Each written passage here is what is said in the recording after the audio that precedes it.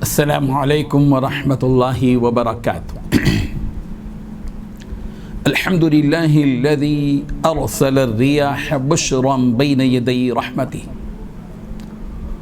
والصلاة والسلام علی خاتم النبیین رحمۃ للعالمین صلی اللہ علیہ وسلم محمد وآلہ وصحبہ اجمعین وبعد۔ حاضرین و ناظرین، یہ درس نمبر 642 ہے۔ سورہ اعراف کی آیت نمبر 57 کی تشریح کی جائے گی، آیت نمبر 57۔ چلیے سب سے پہلے اس آیت کی تلاوت کرتے ہیں، لفظی ترجمے اور ترجمے کے بعد اس کی تشریح کرتے ہیں۔ اعوذ باللہ من الشیطان الرجیم، بسم اللہ الرحمن الرحیم۔ وہو الذی یرسل الریاح بشرا بین یدی رحمتہ حتى إذا أقلت سحابا ثقالا سقناه لبلد ميت فأنزلنا به الماء فأخرجنا به من كل الثمرات كذلك نخرج الموتى لعلكم تذكرون۔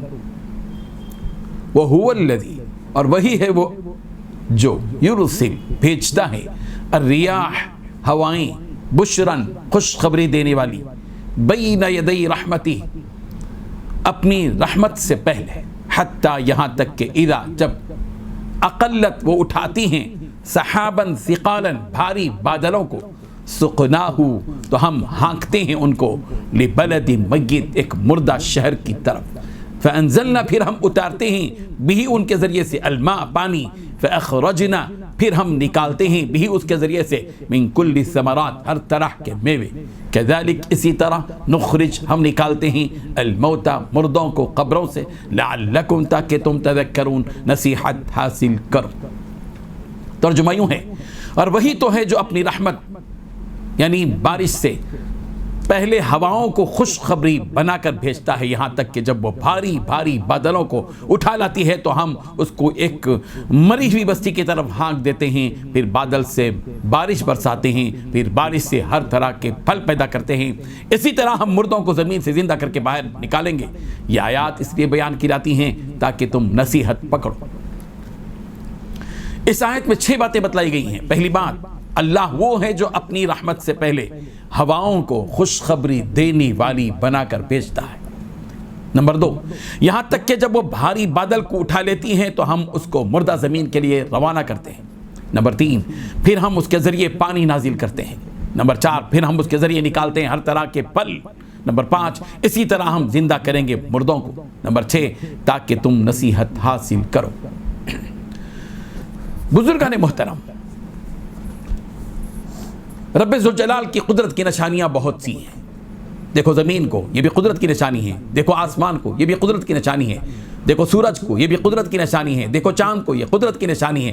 دیکھو سیاروں ستاروں کو، یہ بھی قدرت کی نشانی ہے۔ بالکل اسی طرح رب ذوالجلال ہم محتاجوں پر جو آسمان سے بارش برساتے ہیں اور پوری مردہ زمینوں کو زندہ کرنے کا ایک پلان بناتے ہیں، منصوبہ بناتے ہیں، بہترین خوشگوار پانی، اس کے لیے ایک نظام آسمان کی فضاؤں میں بنتا ہے، بادل بنتے ہیں، اور پھر ان بادلوں کو ایک جگہ سے دوسری جگہ ایک منظم انداز میں پلان کے ساتھ منتقل کیا جاتا ہے۔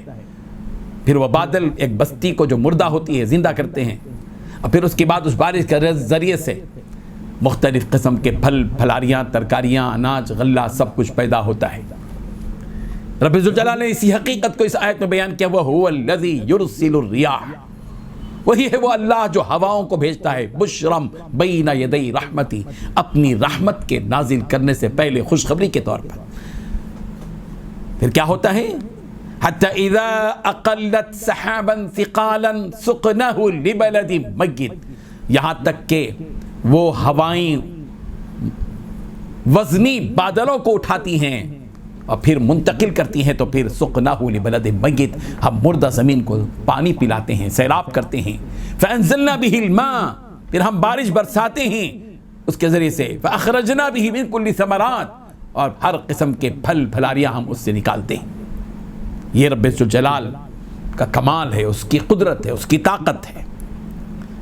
اللہ تعالیٰ ہواؤں کو بھیجتے ہیں جو اس کی رحمت یعنی بارش سے پہلے خوشخبری دینے والی ہیں، اور یہ ہوائیں بھاری بھاری بادلوں کو اٹھاتی ہیں جن میں پانی بھرا ہوا ہوتا ہے۔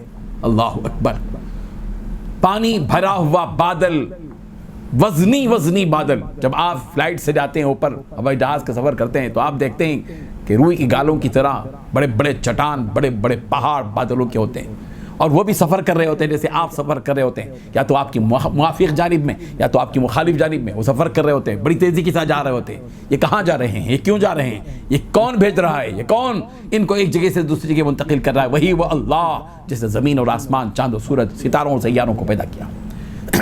ان وزنی بادلوں کو اللہ تبارک و تعالیٰ ایک جگہ سے دوسری جگہ منتقل کرتے ہیں تیز ہواؤں کے ذریعے سے۔ تیز ہوائیں آتی ہیں بارش سے پہلے، اب بادل منتقل ہوتے ہیں جہاں مدتوں سے زمین، پیاسی زمین انتظار میں ہوتی ہے کہ اس پر بارش برسے، اس کے اندر زندگی آئے، اللہ تبارک و تعالیٰ وہاں بارش برساتے ہیں، اور اس بارش کی وجہ سے مردہ زمین زندہ ہوتی ہے، اور پھر اس سے مختلف قسم کے اناج، مختلف قسم کے غلے، مختلف قسم کی ترکاریاں، مختلف قسم کے پھل تیار ہوتے ہیں، جس سے انسان بھی کھاتے ہیں، جانور بھی کھاتے ہیں، مختلف قسم کے پرندے بھی کھاتے ہیں۔ اللہ اکبر، یہ اللہ تعالیٰ کی شان ہے۔ یہ کہہ کر اللہ تبارک و تعالیٰ ایک پیغام دے رہے ہیں، صرف بادل کو دیکھتے ہوئے مت رہ جاؤ، صرف ان ہواؤں میں گم مت ہو جاؤ، صرف اس زمین کی چیز اندر سے نکلنے والی چیزوں کے کھانے میں مت لگ جاؤ، ان ساری چیزوں کو دیکھ کر یہ احساس اور یہ یقین دل میں پیدا کرو کہ کذالک نخرج الموتى، اسی طرح مردوں کو ہم نکالیں گے زمین سے، لعلکم تذکرون، تاکہ تم نصیحت حاصل کرو۔ اللہ تبارک و تعالی ہمیں اس گہرائی تک پہنچنے کی توفیق عطا فرمائے۔ وآخر دعوانا ان الحمد للہ رب العالمین۔